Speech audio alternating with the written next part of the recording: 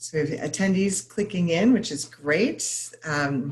This is Raney Bench, and I'm here with Jennifer Steen Booher, and we're just going to wait a couple more minutes until 4:30 to be able to broadcast live onto Facebook, and then we'll start our conversation as people are clicking in, which is great.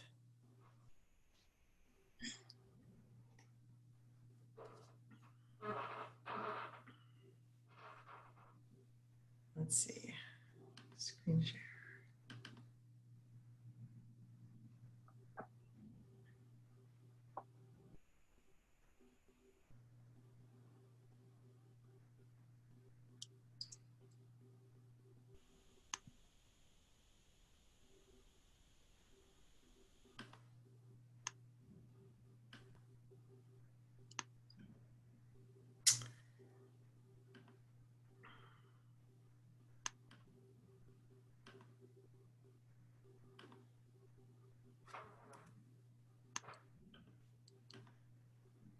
Okay, screen share.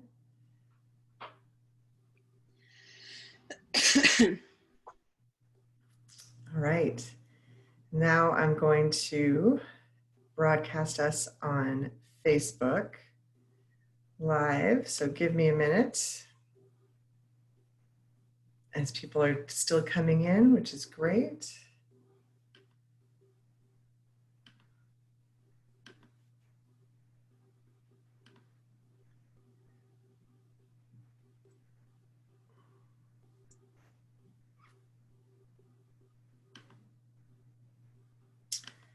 All right, so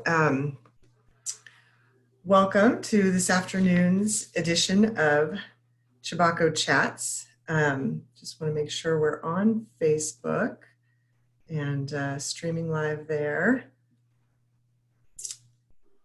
And we're here with Jennifer Steen Booher, who's the artist in residence for the Historical Society. For the past 3 years, she's done our editions of Chebacco and been able to take really great photographs and help us transform that publication from a really scholarly journal to something that looks very beautiful and is able to enhance the articles and the scholarship that goes into that publication. So really excited to have you with us here today to chat a little bit about your work and your most recent addition to Chebacco, working with Wabanaki history keepers. So this year's edition of Chebacco has been focused on the bicentennial for Maine statehood. And we were looking a lot at what life was like prior to statehood here in Maine.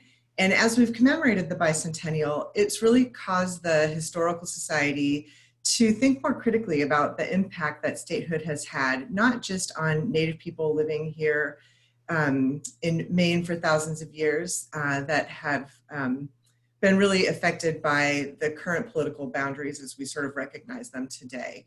And so this journal examines life in the past, but we really wanted to make sure that it was clear that for Native people, they've been here since time immemorial, and the people of the Wabanaki tribes, the Penobscot, Passamaquoddy, Micmac, and Maliseet, have remained vital advocates, caretakers, and culture keepers. And that voice is really important to make sure that it's a contemporary voice that we're sharing and not just a look at the past.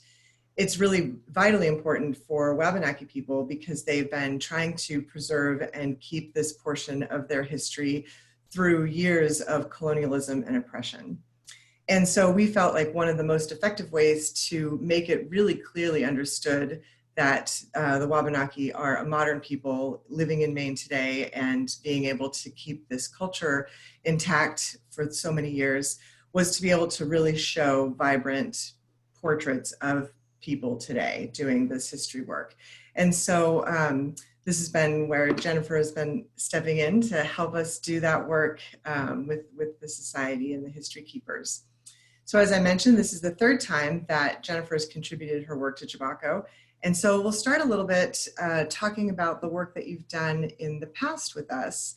But to begin, why don't you tell us a little bit about yourself, Jennifer, as an artist and as a historian?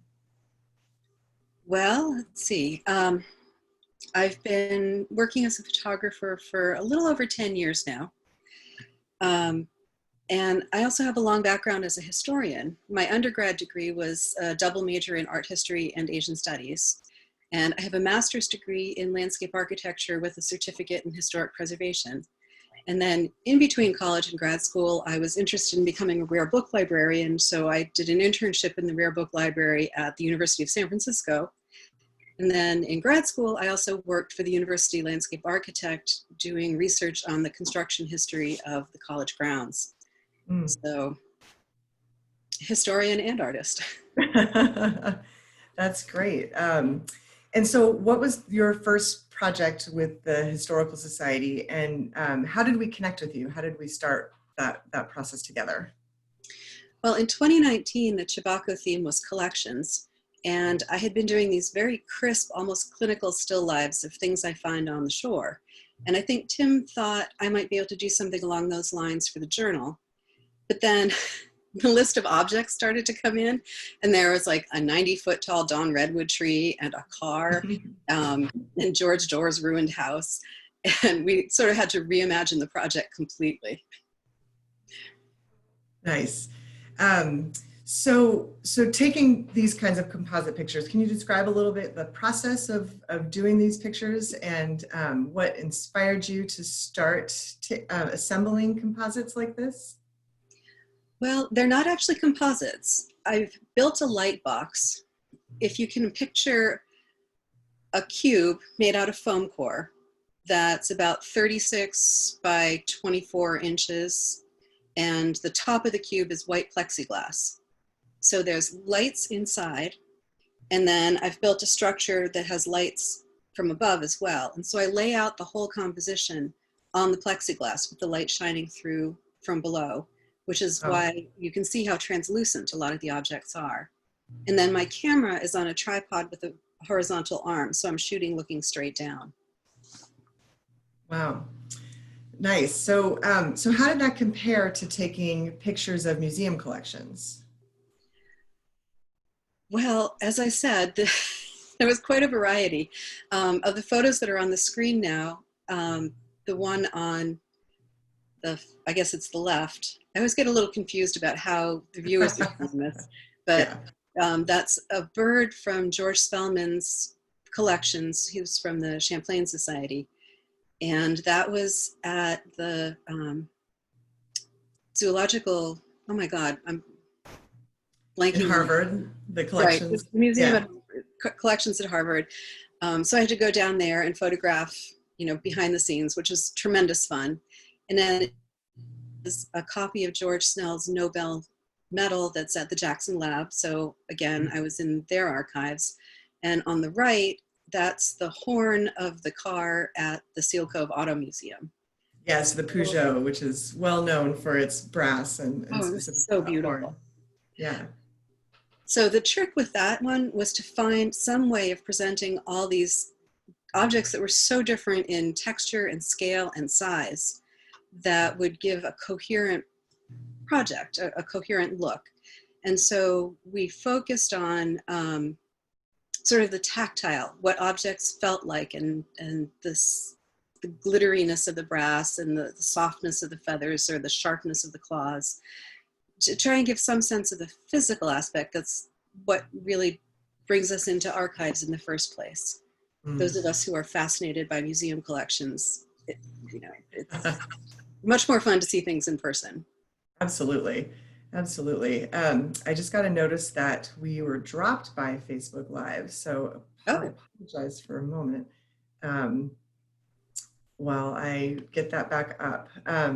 And please feel free to continue sharing a little bit about the process that you did to try to take all these different perspectives and photographs in these museum collections.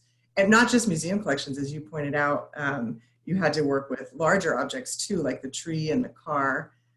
How did that work?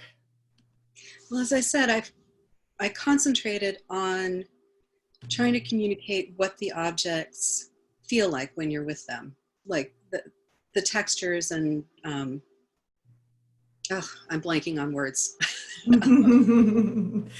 For Yeah. me, like when I went to see Spellman's collections, the birds are really cool, but like what really got to me there was those handwritten labels that have been on the birds since Spellman collected them in, what was it, like 1889? I can't remember. Yeah, 1880. Yeah, between 1881 and 1889. Yeah.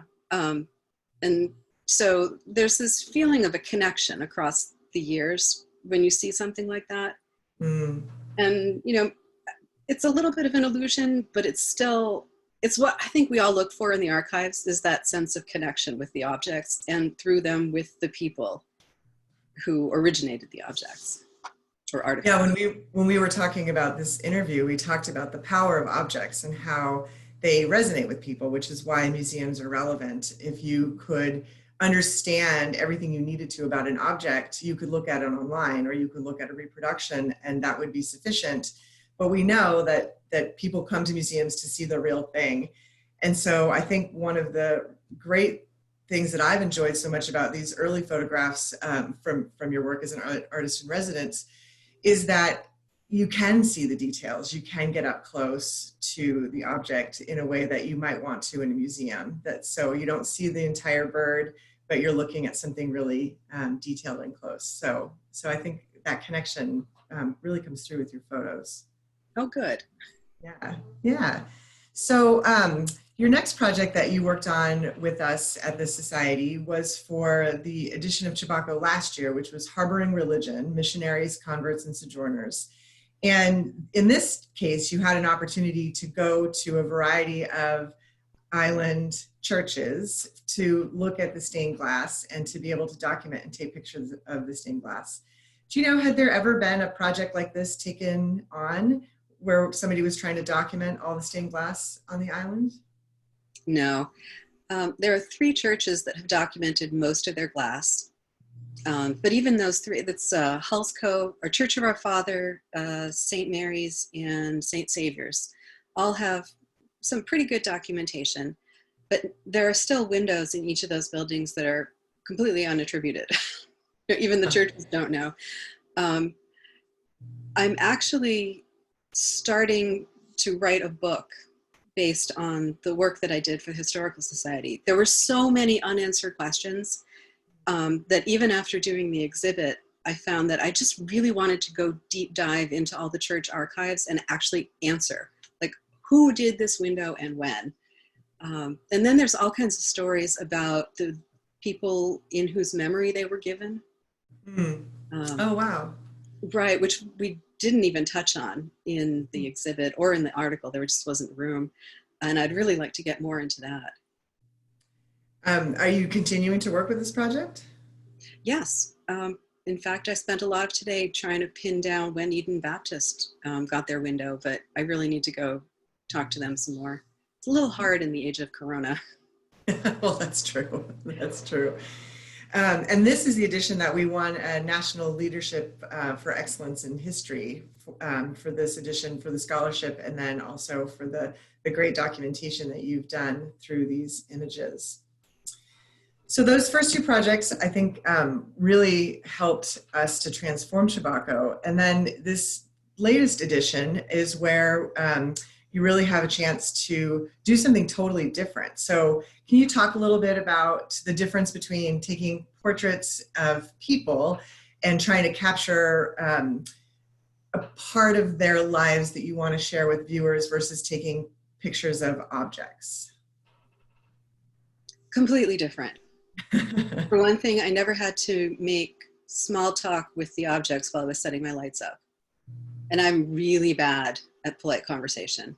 I'm like so awkward. And also I was a little bit conscious of my role coming in as an outsider into a community where there's this long history of having their images appropriated and used. And so I was a bit self-conscious about that and trying very hard to be respectful. Tim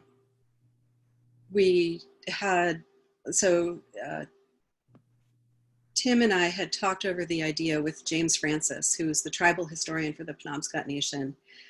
And he kind of liked the sound of the project and gave me a few names of people to contact. And so it turned out to be mostly an email project because of the time frame. So I would email the people a description of the project and a sort of sample photo I had taken of Tim to give them an idea of what I was talking about, and ask them if they'd be interested in participating and if they knew anyone else who might be interested. Mm-hmm. And then if whoever they mentioned, I contacted. And the project sort of grew from there. Wow, yeah, it sounds like that would be kind of exponentially growing in all these different ways. So how did you mentioned a little bit in your artist statement that you had a sort of a notion of what a historian might be, but this process of asking the tribe to identify people that they wanted to have you connect with challenged some of those notions. Can you share a little bit about what that was like? Yes. So I'm kind of aware, and I've become more aware of this as I've gotten older, that I have this internal concept of a historian as someone who works with artifacts and documents, and it takes place, history is in libraries and storage rooms and archives. But as I get older, I've sort of realized the limitations of that. And so when I was sort of developing this project, I came up with this methodology to keep my own bias out of it, where I would ask people within the community who a historian was, and whoever they said it was, that person was a historian, whether I understood why or not. Mm. And usually, eventually, it became clear. But I found that, how do I put this? And I mean, this is true in the wider world as well. You meet somebody in a context, and therefore you think of them as defined by that context. Like if you're introduced to someone as a quilter, you think of them as a quilter. But if you meet them as a scientist, you think of them as a scientist, but they're the same person. Mm-hmm. You know, and when I was younger, I thought of, I would assume that the scientist was the person and the quilting was the hobby. But I think that that's kind of a backwards way of looking at things. And I found that to be very, very true as I worked in this project. Almost everyone I spoke with had more than one identity. Anthropologist, basket maker, and sometimes bead artist, and sometimes archaeologist as well. Like multiple facets, and it was absolutely fascinating. And people were doing the most amazing work, both as artists and as historians. Yeah, and it's funny, we all kind of wear those different hats, that people know us in one context or another, but I think it takes on a certain degree of importance when those different pieces that you're so concerned with or that you are carrying forward are connected to saving and preserving a culture that has been very intentionally oppressed and very intentionally colonized. And so having those multiple pieces, like you mentioned, a basket maker and an ethnobotanist, or an archaeologist and a bead worker, those would carry equal weight, I would imagine, within Native communities, because they're preserving something that is so vitally important for future generations. Exactly. And for people within the Indigenous community, simply preserving history is a political act. And there's no other way to look at it. Right. I mean, it's a matter of survival. So as you worked with the people who you took their portraits, how did you decide where to take them? You have, sort of a range of places that you have represented in these images. Well, when I emailed people, I said that I would like to photograph them with their work, or in a place that was important to them. And So I had started with this concept of, my internal bias about what constituted a historian. So I figured I'd be meeting people in libraries and archives and storage rooms. And I came up with this lighting style that would work in really tight, cluttered spaces to kind of focus the light and tune everything else out. And then I think you can see that well with these two examples on the screen here with Jennifer and Richard. Yes. And they're in that space. Richard, we actually met at the Blackberry Inn in Orono. So this is the brightly lit hotel lobby. But then my very first photo shoot was with Suzanne Greenlaw, who is an ethnobotanist and wanted to be photographed in a brown ash grove. Because a very important part of her work is working with brown ash. And so like right from the very first photo shoot, I got kind of confronted with my idea of what a historian was, and got to bring up that picture of Suzanne now to see if we can share that picture. There we go. See if that's gonna screen share there. There we go. Yeah, so here's the picture you're referring to out in the ash grove. So the lighting had to be really different. No, actually, I used a very similar style of lighting. Oh, you did? Yeah, the beauty of this style of lighting is that, I chose it because you can use it to block out and modify everything around your subject. It really puts the focus of the light onto the subject's face. What other challenges did you have? As you said, here you are photographing in an ash grove, a great picture of John Dennis in the Micmac Cultural Center. And then here we have, in the Hall of Flags for Malian. So with the light stands and the photo gear, it was about 50 pounds of equipment that I was dragging around with me. And so you can imagine hauling that out into the woods with Suzanne. It was a bit of an adventure. It's like this 6-foot long black bag full of heavy gear and like a 10-pound sandbag, and then all my camera gear in a bag. At one point, while we were out in the woods, I was photographing her, and I backed up and I went poof, right over a log that caught me behind the knees. So I'm lying on my back, like with my knees over the log and my camera up in the air, because like I didn't even try and stop my fall. I just went over backwards and was like, don't drop the camera. And I was like stuck like a turtle on my back in the leaf litter, and Suzanne had to come pull me out. Oh my goodness. So as you're going through this, I've got these kind of compare and contrast. The pictures that you chose for Chebacco are very serious images. They are powerful statements of the individuals, but that's not obviously the only pictures that you took. And we've got some really great examples here of lighter moments. So can you talk a little bit about why you selected the pictures that you did, and sort of these compare and contrast opportunities that we've got to look at with each of these slides? Sure. Well, for starters, I'm not a portrait photographer. I mean, I take quick shots of friends for their websites and things, but it really hasn't been a focus of mine. So I haven't really. Portrait photographers have this whole repertoire of how to pose people.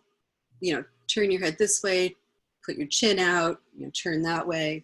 And I don't have that. And I started to kind of try and learn a little bit about that and realize that for this particular project, it was better if I avoided imposing any of my own ideas on people as much as possible. So they chose what they were going to wear.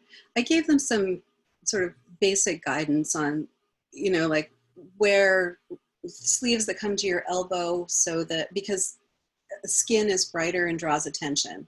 So to keep the focus on your face, you want long skirt, long pants, long sleeves. And since it was November, that was easy. But I tried not to tell people what to wear, and they obviously chose where they met me. So they chose where they were going to be photographed, and they just sat and stood the way that they would normally sit. And I was pretty upfront with everyone. I was like, look, I'm super socially awkward, so and I'm not used to taking portrait photos, so forgive me if I like choke a few times while we're talking and I'm trying to fix my lights here. And so some of these pictures, they're laughing at me because I'm being goofy. And also at the time, it's back in November, I had dyed my hair purple, which was actually perfect because it was a great icebreaker. I could always be like, so what do you think? Should I keep the purple? Should I go teal? So there was a lot of laughter and a lot of goofing around while we were taking these pictures. And I love, like this one of John, I love the one of him laughing. Yeah. And I had a hard time choosing for the magazine. But in the end, I felt that in the journal, I was introducing people in their professional roles. I'm introducing historians to historians, like we're at like a conference or something. And so I chose them in their professional guise. And like the more relaxed laughing pictures, I feel like that's like if we met at a dinner party or something. Yeah, I think that that really absolutely worked.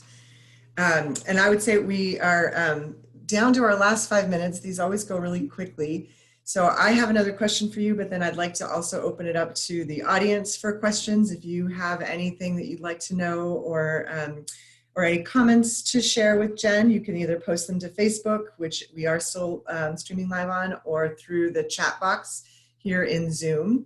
And the last picture I was going to share was the one of Carol Dana, which we've talked a little bit about because it's really different than the other ones. It flies in the face of that description that you gave where you wanted the background to fade away and really just focus on the person. And obviously this portrait is completely different. Can you talk a little bit about why?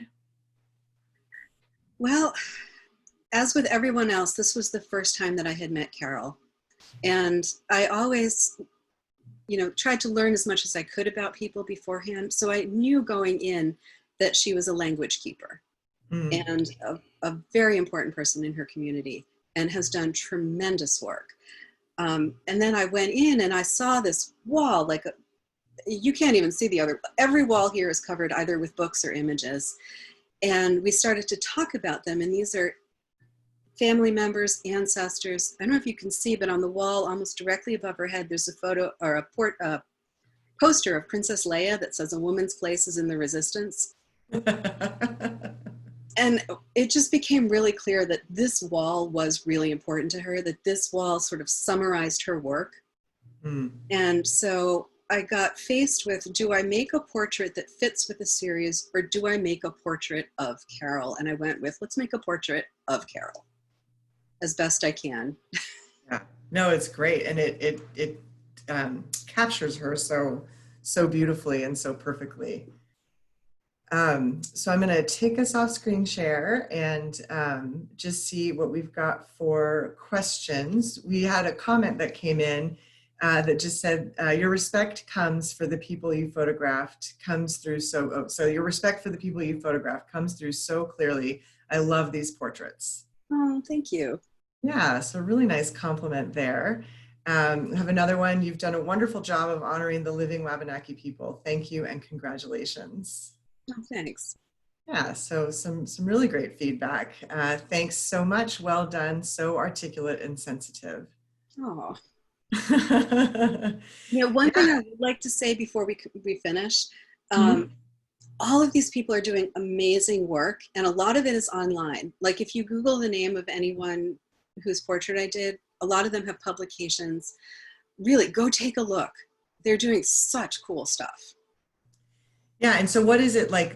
Do you have sort of a takeaway that you really want anyone who encounters these portraits to just walk away sort of knowing? What's the one thing you would want them to really know?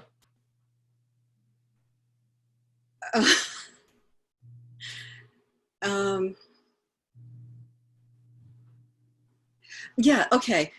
So the one, how do I put this? After every single one of these photo shoots, I'd come home and my husband would say, so how did it go? And I was like, oh my God, they were so cool. They were so cool. If they lived an hour closer, we'd be having them over to dinner this weekend. Because the thing is that we're all geeks. I'm sorry if anybody I photographed is watching and is offended by that, but we're all like obsessed with something. We're Yeah. fascinated with something, and we just like the minute we start talking about it, we all light up. Mm. And my takeaway from this was, oh my God, these are my peeps. We're all history people. And that's the common thread for all of us. Like, you get us talking about that one aspect of history and we just light up and we talk forever. Nice, nice. Our half an hour is already up, which is unbelievable. I didn't notice any Facebook questions, and we had those really great compliments and comments from people here. And I would echo it and just say that I think you really have done a really great job capturing them. I have the benefit of knowing many of the people that you took portraits of, and felt that their personality and the really incredible work that they do and their pride in that work definitely came through in those portraits. So, so nicely done. Thank you so much for taking the time to talk to us today. And I appreciate everybody coming in on Zoom. This is our weekly Chebacco Chats. We have another one next week that's scheduled. Tim will be returning, and so hopefully he'll have a little less technology glitches than I did today. And he'll be talking with Eloise Schultz, who is a copy editor for Chebacco and co-author of The Introduction Before 1820. And Eloise is also a poet. So please join us next week here for Chebacco Chats, which will be Thursday at 4:30. And thank you so much, Jennifer. And thank you all. Thanks. Take care.